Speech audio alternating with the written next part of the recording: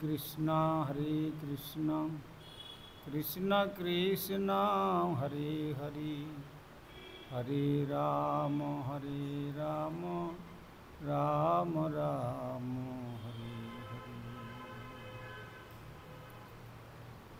श्री गुरुदेव जय प्रभुपाद, जय राधा दामोदर, जय जय सुंदर, जय जगन्नाथ, जय श्री राधा।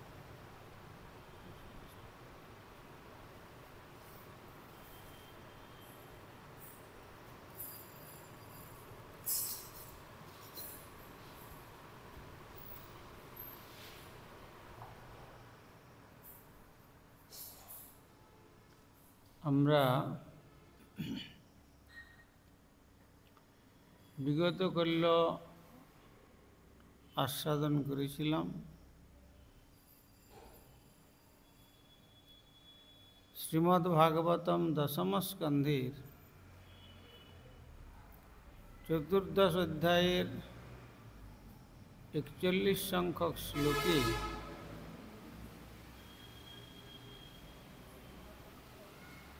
শ্রী সুখদেব গোস্বামী চরণ লোকপিতামহ ব্রহ্মা যখন ভগবান লীলা পুরুষোত্তম শ্রী গোবিন্দের পাদপদ্ম বন্দনা করলেন, বন্দনা করে তিনি তার ধামে ফিরে যেতে চাইলেন।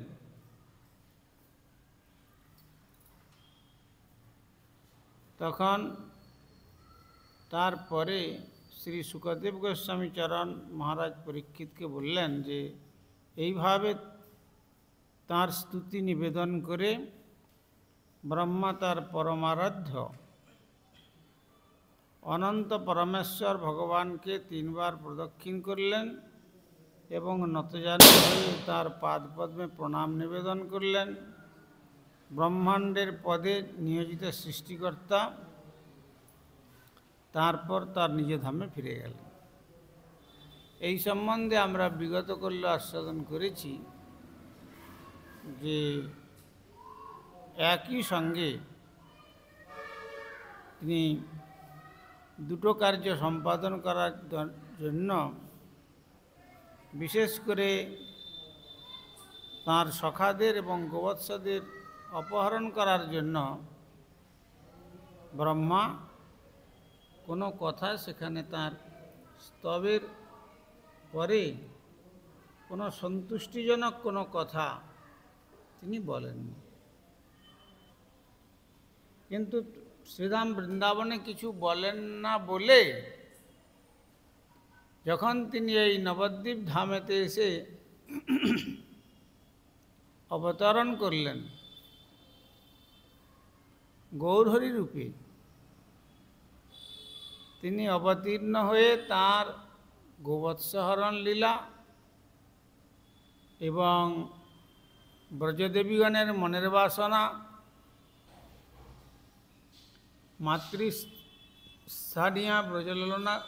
মাতৃস্থানীয় ব্রজদেবীগণের মনোবাসনা পূর্ণ করলেন, আবার গোমাতাগণের তাদেরও মনোবাসনা পূর্ণ করলেন, আর নিজেরও যা আকাঙ্ক্ষা ছিল সেই আকাঙ্ক্ষাও পূর্ণ হলো। আর তা সত্ত্বেও তিনি কোনো কথা না বলার দরুন তিনি মনে করলেন যে আমার যে ঔদার্য লীলা শ্রীধাম মায়াপুরে আমি যখন গৌর সুন্দর রূপে অবতীর্ণ হব তারপরে আমি সেইটি সব তাকে সম্পাদন করব। এই জন্য শ্রীমান মহাপ্রভু মায়াপুরে অবতীর্ণ হয়ে তার কি কাজ করলেন? এক তো তাকে নামের আচার্য রূপে বিভূষিত করলেন, তারপরে তিনি যখন পুরুষোত্তম ক্ষেত্রে যাত্রা করলেন, পুরুষোত্তম ক্ষেত্রে তিনি নিজেকে খুব দৈন্য ভরে যবনকুলধূত বলে তিনি জগন্নাথ মন্দিরে না গিয়ে যারা পুরুষোত্তম ধামে গিয়েছেন তারা জানেন সেই সিদ্ধ বকুল নামক স্থানে, সেইখানে থেকে তিনি জগন্নাথ দেবের মন্দিরের শিখর দেশ ধ্বজা দর্শন করে করে হরিনাম করতেন। তো তার নামের প্রভাবে যে বকুল গাছের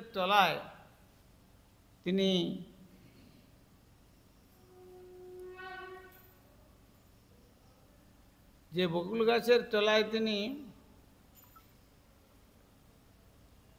নাম সাধনা করতেন,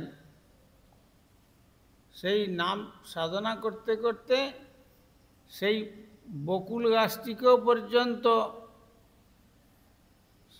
উদ্ধার করেছিলেন। এই জন্য সেই বকুল গাছটার সাধারণত লোকে বলে যে সিদ্ধ পুরুষ, সাধনায় সিদ্ধ হয়েছেন, কিন্তু হরিদাস ঠাকুরের সাধনার ফলে বৃক্ষকেও পর্যন্ত সিদ্ধ করে দিয়েছেন। এই জন্য সেই বকুল গাছটি উদ্ধার হয়ে গেছে। কিভাবে আমরা দেখতে পাই, বকুল গাছের ভিতরের অংশ সব জগন্নাথের শ্রীচরণ সেবায় নিয়োজিত করে দিয়েছেন, আর তার কেবল যে বলকল, সেই বলকলপূর্ণ অবস্থাতে বৃক্ষটি এখনো অবস্থান করছেন ওখানে। আর সেখানে শ্রীমান মহাপ্রভু যখন জগন্নাথ দর্শন করতেন, জগন্নাথ দর্শন করে এসে হরিদাস ঠাকুরের সঙ্গে প্রত্যহ দর্শন করতেন, আর জগন্নাথের নির্মাল্য প্রদান করে তারপরে শ্রীমান মহাপ্রভু গম্ভীরাতে যাত্রা করতেন। আর তারপরে যখন শুনলেন, তিনি মনে মনে অনুভব করলেন, অদ্বৈতাচার্য যখন পহেলিকা লিখে পাঠিয়ে দিলেন, আউলকে কহিও বলিয়াছে বাউল, এ দেশে না বিকায় চাউল, ইত্যাদি সংক্ষেপভাবে এমনভাবে ইঙ্গিত দিলেন। সেই ইঙ্গিতের সারমর্ম হলো যে এখন তুমি যে জন্য এসেছিলে সেই কার্য তোমার সম্পূর্ণ হয়েছে, এবার তুমি তোমার লীলা সম্বরণ করে অন্য ব্রহ্মাণ্ডে জীবের উদ্ধারের জন্য গমন করো। এইটি অদ্বৈতাচার্য প্রার্থনা করলেন। আর এই ভক্তের প্রার্থনা শ্রী নাম সাধনার প্রভাবে হরিদাস ঠাকুরের কর্ণেতে গোচরীভূত হল। তখন হরিদাস ঠাকুর মহাপ্রভু যখন জগন্নাথ দর্শন করে হরিদাস ঠাকুরের সেই সাধন পীঠে গেলেন, তখন বলছেন যে প্রভু, আমি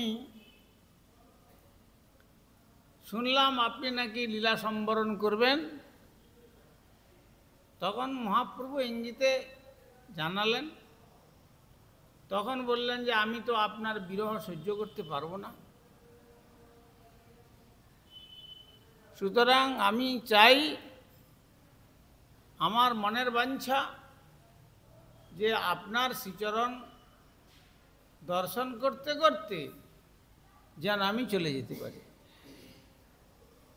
আপনার যাওয়ার আগে আপনার শ্রীচরণ দর্শন করতে করতে যেন আমি চলে যেতে পারি। এইভাবে যখন প্রার্থনা করলেন, তখন মহাপ্রভু বললেন যে দেখো হরিদাস,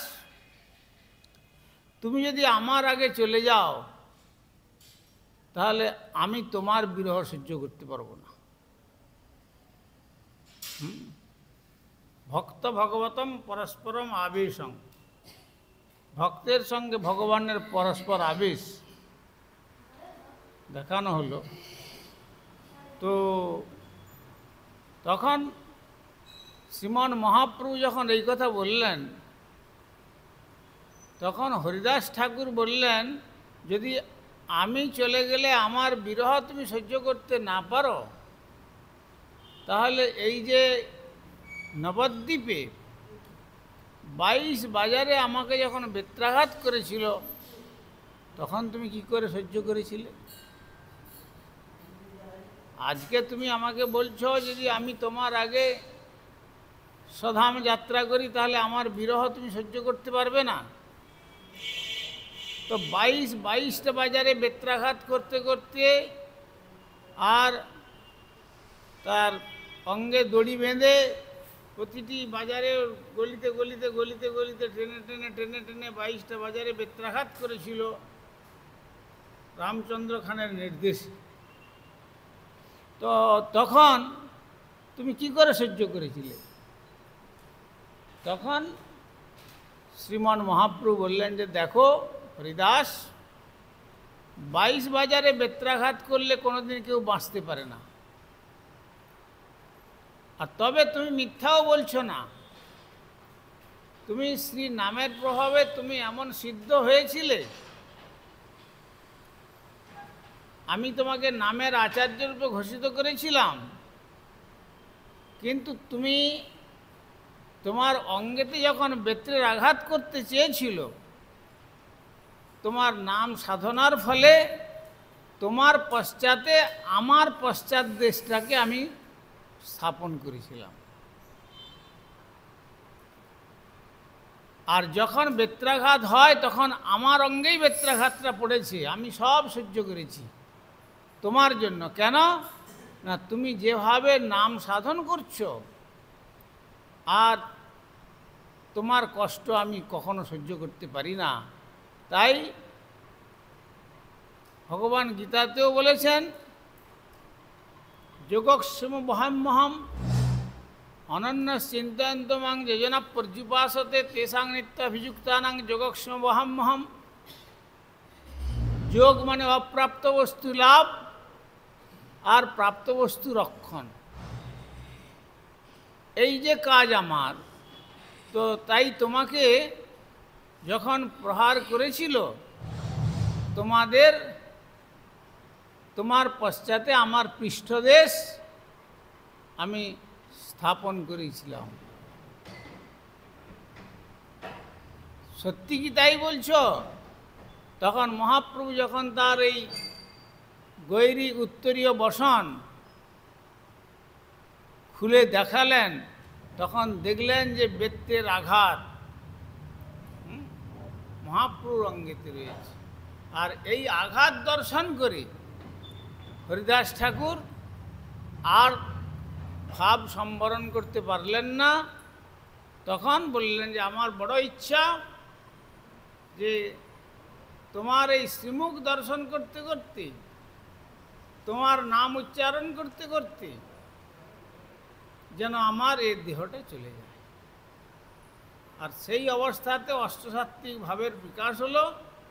আর মহাপ্রভুর কোলে মাথা রেখে শ্রীকৃষ্ণ চৈতন্য নাম উচ্চারণ করতে করতে হরিদাস ঠাকুরের নির্যান হয়ে গেল। আর হরিদাস ঠাকুরের যখন নির্যান হলো, তখন কি করলেন মহাপ্রভু? ব্রজলীলার সমস্ত যে কিছু করেন বলেননি তখন, তাই তাকে কি করলেন? নিজে স্কন্ধে করে সেই হরিদাস ঠাকুরের অঙ্গকে বহির্দেশে নির্গত করলেন। তারপরে রথে আরোহণ করিয়ে নিজে সেই সমুদ্র তীর পর্যন্ত নিয়ে গেলেন। তারপরে সমস্ত ভক্তগণকে দিয়ে সমুদ্রতে হরিদাস ঠাকুরের শ্রীঅঙ্গকে স্নান করানো হলো। আর মহাপ্রভু বললেন, এ পর্যন্ত কেবল ওই লবণ সমুদ্রই ছিল বঙ্গোপসাগর, আজ থেকে এই সাগর মহাতীর্থ হইল। মহাপ্রভু বললেন কেন? হরিদাসের অঙ্গ স্নান করানোর পর বলছেন এটি মহাতীর্থ হলো। তারপরে বালুকা খুঁড়ে মহাপ্রভু নিজ হস্তে হরিদাস ঠাকুরের কি করলেন না, সমাধিস্থ করলেন। সমাধিস্থ করে বালুকা দিলেন, লবণাক্তি দিলেন। দেওয়ার পরে মহাপ্রভু তার গুণমহিমা কীর্তন করছেন। হরিদাসের মহোৎসবে যে কইল গমন, অনায়াসে হবে তার বৈকুণ্ঠে গমন। আর হরিদাসের এই মহোৎসবে যারা যারা অংশগ্রহণ করেছে তাদের সকলেরই অবশ্য তারা ভগবত ধাম প্রাপ্ত হবেন, মহাপ্রভু বললেন। আর কি করলেন?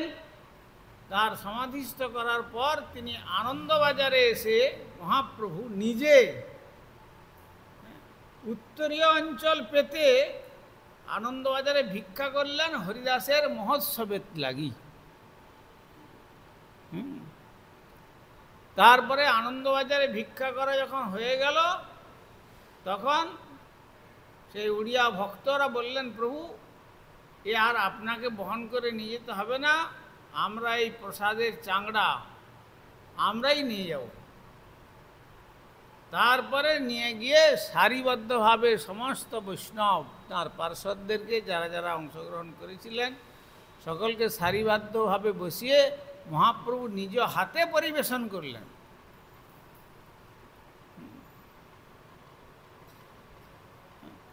আর সকলে প্রসাদ গ্রহণ করছেন না, বলছেন যে না প্রভু, আপনি যদি প্রসাদ গ্রহণ না করেন তাহলে আমরা কি করে আপনার আগে গ্রহণ করতে পারি। এই বলে মহাপ্রভু আবার যখন প্রসাদ গ্রহণ করলেন, তখন জয় জয় হরিদাস, প্রেমের সাগর,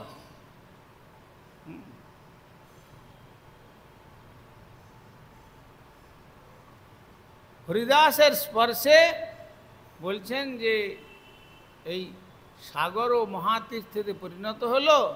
আর এই মহোৎসবেতে যারা কইল প্রসাদ গ্রহণ, তাদেরও পর্যন্ত ভগবত ধাম প্রাপ্তি হবে, এই কথা বলে হরিদাসের গুণকীর্তন করে মহাপ্রভু যেন সেই বৃন্দাবন লীলার যে অপূরণীয় তার স্তবের উত্তর স্বরূপ মহাপ্রভু তাঁর এই গৌরলীলাতে, শ্রীকৃষ্ণ তাঁর এই গৌরলীলাতে এমনভাবে কার্য সম্পাদন করলেন। তো সুতরাং তাই এখানে বলছেন যে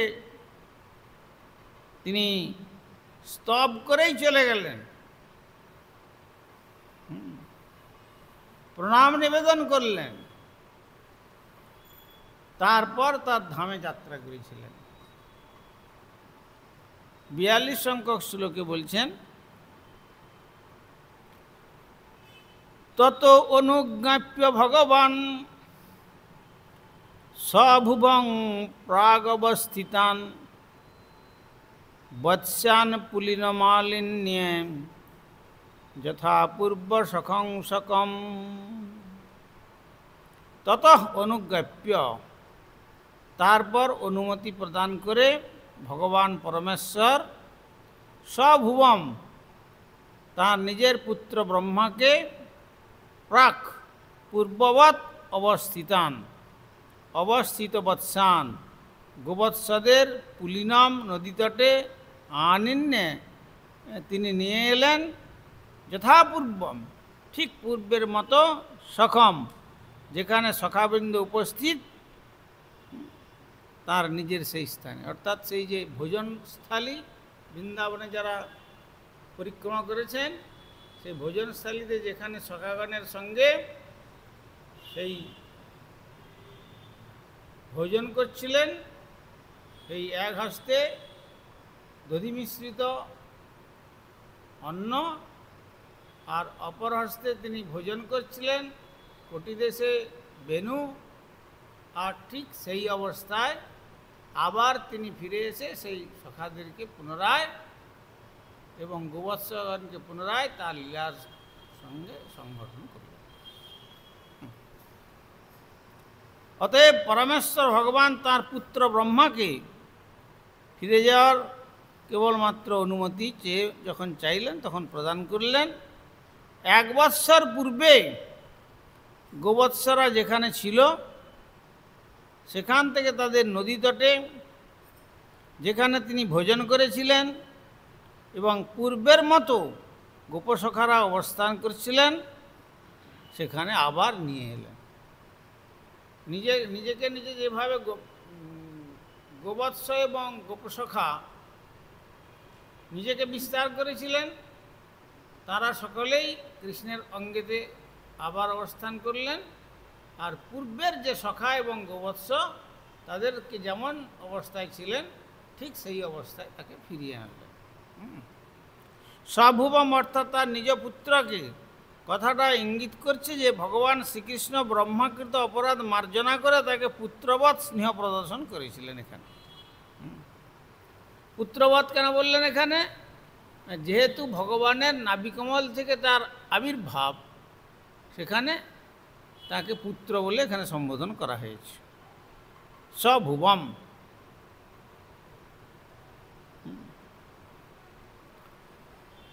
ভগবান শ্রীকৃষ্ণ ব্রহ্মাকৃত অপরাধ মার্জনা করে তাকে পুত্রবৎ স্নেহ প্রদর্শন করেছিলেন। এই শ্লোকে বলা হয়েছে যে আদি গোপালক এবং গোবৎসরা আগের মতোই যথাক্রমে যমুনা নদীর তীরে এবং বনে অবস্থান করছিল। ইতিপূর্বে বন থেকে গোবৎসরা অন্তরিত হলে শ্রীকৃষ্ণ তাদের খুঁজতে গিয়েছিলেন। তাদের না পেয়ে ভগবান গোপসখাদের সঙ্গে ব্যাপারটি আলোচনা করার উদ্দেশ্যে নদীর তীরে ফিরে এসে দেখেন তার গোপসখারাও অন্তরিত হয়েছেন। এখন গোবৎসরা পুনরায় বনে বিচরণ করছে।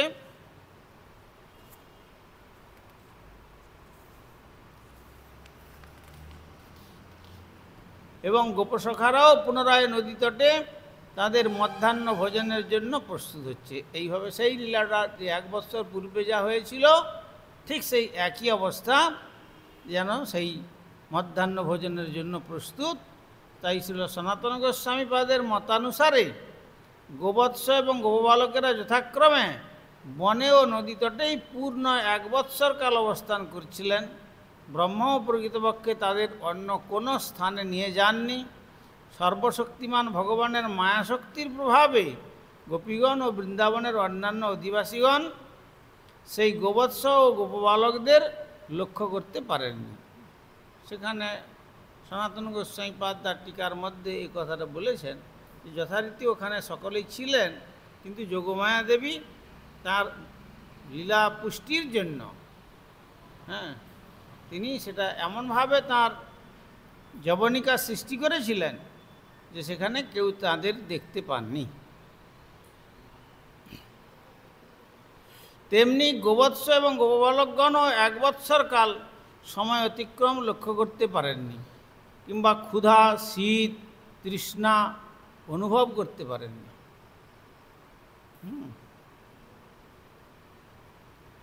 এই সমস্ত ঘটনাই ছিল ভগবানের মায়াশক্তি পরিচালিত লীলার অংশ।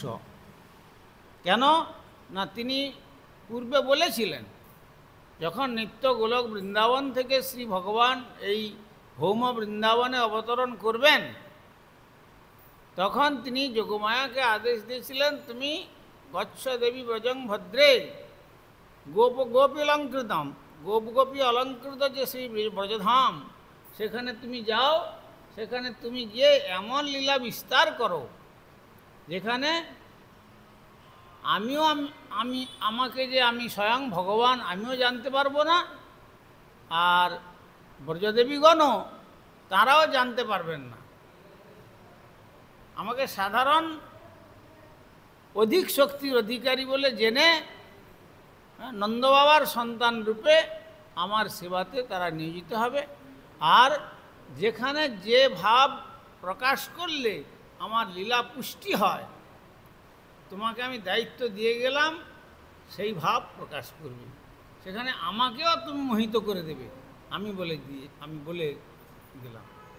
সেই জন্য ভগবানও মুগ্ধের মতো অন্বেষণ করছিলেন, গোপসখারা আমার কোথায় গেল, আবার গোবৎসরাও কোথায় গেল অন্বেষণ করছিলেন যেন অজানার মতো হয়ে। তারপরে যোগমায়া শক্তি যখন তার শক্তিটি তুলে নিলেন, তখন তিনি ভগবান বুঝতে পারলেন যে ও আচ্ছা আচ্ছা ব্রহ্মা তুমি করেছ, ঠিক আছে। তখন তিনি তার নিজের অঙ্গের থেকে তাকে প্রকাশ করলেন। আবার যোগমায়ার সঞ্চার, যোগমায়ার প্রভাব, যোগমায়া করিবেন আপন প্রভাবে। আপন তাকে এমন একটা শক্তি দিলেন, অঘটন ঘটনা পটিয়েছে শক্তি। যেটা ঘটার না সেটা ঘটিয়ে দেবেন, যেটা ঘটবার সেটা ঘটাবেন না, এমনভাবে শক্তি যেমন কভু মিলে কভু না মিলে যেন দৈবের লিখন। অনেক প্রতীক্ষা করছেন কোনো লীলার জন্য, যেন সেই লীলার সেখানে সেদিনের সম্পাদন হলো না। এটা যোগমায়ার প্রভাব। আবার দেখা গেল যে যোগমায়া তার অনেক প্রতীক্ষার পর তাকে মিলিয়ে দিলেন, সেটাও যোগমায়ার প্রভাব। রাধারানী যেমন শ্রীকৃষ্ণের চরণে পুষ্প দিয়ে পুজো করছেন, আর জটিলা দেখলো, দেখে গিয়ে যখন তার দাদাকে নিয়ে আসলো যে দেখো এইবার আমার প্রত্যক্ষ তোমাকে দর্শন করাবো, তখন রাধারানী চিন্তা করলেন যে তাহলে কী হবে এখন আজ অবস্থা। হ্যাঁ, কিন্তু তখন যোগমায়া সেই বড়াইমা বুড়ি কি বললেন যে কোনো চিন্তা নেই তোমার। তখন এসে আয়ান যখন দেখলো, তখন দেখলো যে রাধারানী কালীর পুজো করছে। তখন বলছেন দেখো, আরে তুমি তো এইভাবে বারবার ধরে অপবাদ দিচ্ছ, মিথ্যা অপবাদ। এই দেখো না, সে তো আমাদের যে ইষ্ট দেবী কালীর পুজো করছে, আর তুমি বলছো যে কৃষ্ণের পুজো করছে। তাহলে সেখানে দেখাচ্ছেন কি যোগমায়ার প্রভাব। তা বলে কৃষ্ণ কালী হতে পারেন, কিন্তু কালী কৃষ্ণ হতে পারেন না। এইটা হচ্ছে চিন্তা করতে হবে। যারা বলেন যে কালী কৃষ্ণ এক, না তা নন। যেমন 100 টাকার মধ্যে 1 টাকা থেকে আরম্ভ করে 99 টাকা পর্যন্ত রয়েছে, তবে তো 100 টাকা হয়েছে।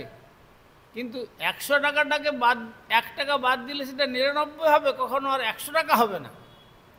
তেমনি ভগবান হচ্ছেন পূর্ণ, পূর্ণত্বের মধ্যে সকলেই রয়েছেন।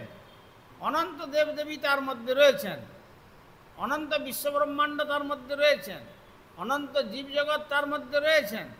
কিন্তু যখন দরকার হচ্ছে তখন প্রকাশ করছেন, তার লীলা শক্তিকে প্রকাশ করছেন, তার যুগাবতারকে প্রকাশ করছেন, তার মন্বন্তরাবতারকে প্রকাশ করেছেন, তার লীলাবতারকে প্রকাশ করেছেন, তার সত্যাবেশ অবতারকে প্রকাশ করেছেন, তার গুণাবতারকে প্রকাশ করেছেন, এই সকলকে প্রকাশ করেছেন। তার থেকে সকলেই প্রকাশিত হয়েছেন, কিন্তু কৃষ্ণের কৃষ্ণত্ব তিনি পূর্ণ হয়েছেন।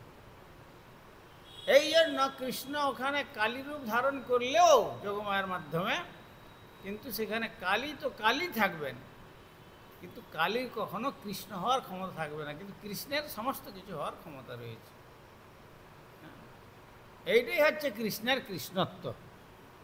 এই জন্য ঈশ্বর পরম কৃষ্ণ, সচ্চিদানন্দ বিগ্রহ, অনাদিরাদি গোবিন্দ সর্বকারণ কারণ, তিনি হচ্ছেন পরম ঈশ্বর। উপনিষদ যেটা বলেছেন তমীশ্বরাণাং পরমং মহেশ্বরম তং দেবতানাং পরমঞ্চ দৈবতং পতিং পতীনাং পরমং পরস্তাৎ বিদাম দেব ভুবনে সুমিড্যম। তমীশ্বরাণাং পরমং মহেশ্বরম, যত ঈশ্বর আছেন তার মধ্যে তুমি পরম ঈশ্বর, শ্রেষ্ঠ ঈশ্বর। তমীশ্বরাণাং পরমং মহেশ্বরং তং দেবতানাং পরমঞ্চ দৈবতম, তুমি দেবতাগণের মধ্যে পরম দেবতা। পতিং পতীনাং পরমং পরস্তাৎ, পতিগণেরও তুমি পতি, পরম পতি। আর বিদাম দেব ভুবনে সুমিড্যম, তুমি অনন্ত বিশ্বব্রহ্মাণ্ডের একমাত্র আরাধ্য, অনন্ত বিশ্বব্রহ্মাণ্ডের সকলের আরাধ্য।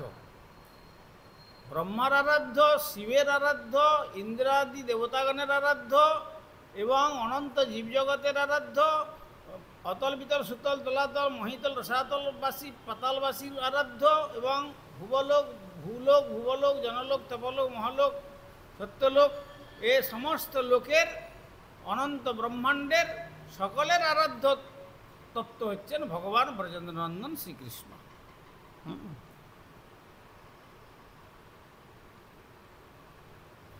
এই সমস্ত ঘটনাই ছিল ভগবানের মায়াশক্তি পরিচালিত লীলার অংশ।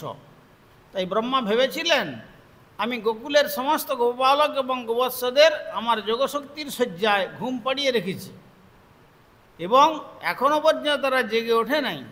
কিন্তু আমার যোগশক্তির দ্বারা মহাচ্ছন্ন গোবৎস ও গোপবালকদের থেকে ভিন্ন সমসংখ্যক গোপবালক ও গোবৎসরা সারা বৎসর ধরে কৃষ্ণের সঙ্গে খেলা করছেন। তারা কে, তারা কোথা থেকে এসেছে, তার কারণ সকলের সমস্ত কিছু লীলা পুষ্টির জন্য যোগমায়া দেবী কৃষ্ণের মাধ্যমে সেইটি প্রকাশ করেছে। কৃপা সিন্ধু ভৈবচ পতিতানাং পাবনেভ্যো বৈষ্ণবেভ্যো।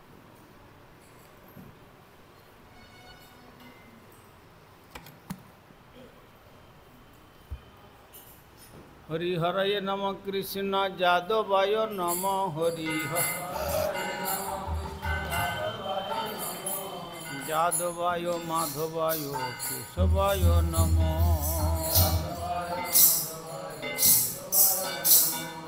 গোপাল গোবিন্দ রাম শ্রী মধুসূদন গিরিধারী গোপীনাথ মদন মোহন শ্রী চৈতন্য নিত্যানন্দ শ্রী অদ্বৈত সীতা হরি গুরু বৈষ্ণব ভাগবত গীতা।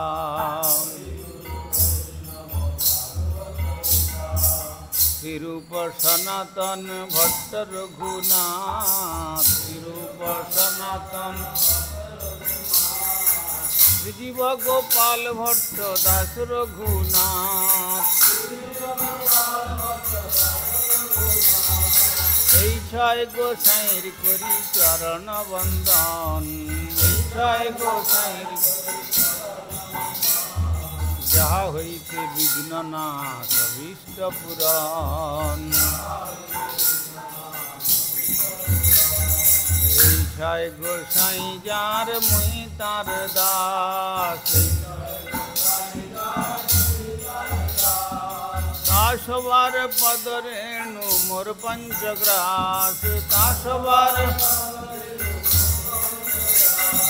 তাদের চরণ সেবী ভক্ত সনে বাস। মার জন্মে জন্মে হয় এই অভিলাষ জন্মে এই ছয় গোসাই যাবে ব্রজ কৈলাবাস।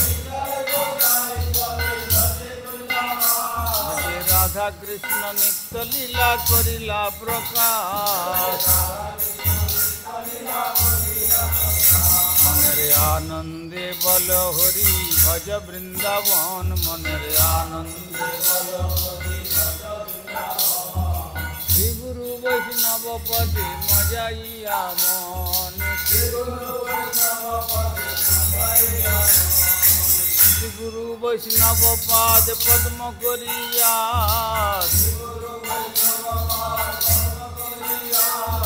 নাম সংকীর্তন কহে নরোত্তম দাস। হরে কৃষ্ণ কৃষ্ণ কৃষ্ণ হরে হরে হরে রাম রাম রাম হরে হরে।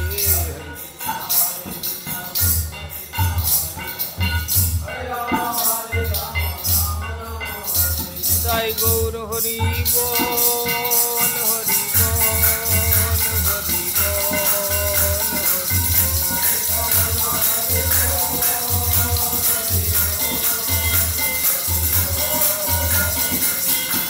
জয় গৌর হরি বল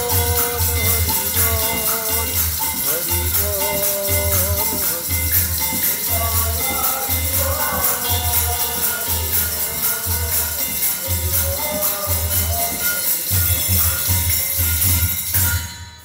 শ্রী শ্রী গুরু গৌরাঙ্গ গন্ধর্বিকা গিরিধারী শ্রী রাধা গোবিন্দ গোপীনাথ মদন মোহন শ্রী জগন্নাথ বলদেব সুভদ্রা শ্রী রাধা রাধারমন দেব धामेश्वर श्री गौर सुंदर श्री जगन्नाथ देव श्री गिरिराज महाराज श्री राधा दामोदर जी ग्रंथराज श्रीमद् भागवतम तुलसी महारानी तथा संध्याकालीन भागवत अधिवेशन महामहोत्सव की जाय। परमाराध्य श्री गुरुपाद पद्मं विष्णुपाद परिव्राजकाचार्य वर्जित दंडी स्वामी श्री श्रीमद भक्ति कुमुद संतोष स्वामी ठाकुर की जाय। जगत गुरु श्रील प्रभुपाद भक्ति सिद्धांत सरस्वती गोस्वामी ठाकुर की जाय। सपार्षद श्री नंदन श्री गौर सुंदर की जाय। सपार्षद श्रील प्रभुपाद की जाय। श्री रूपानुग गुरुवर्ग की जाय। ग्रंथराज श्रीमद् भागवतम की जाय। श्रोता भक्त वृंद की जाय। श्री श्री निताई गौर प्रेमानंदे हरि हरि।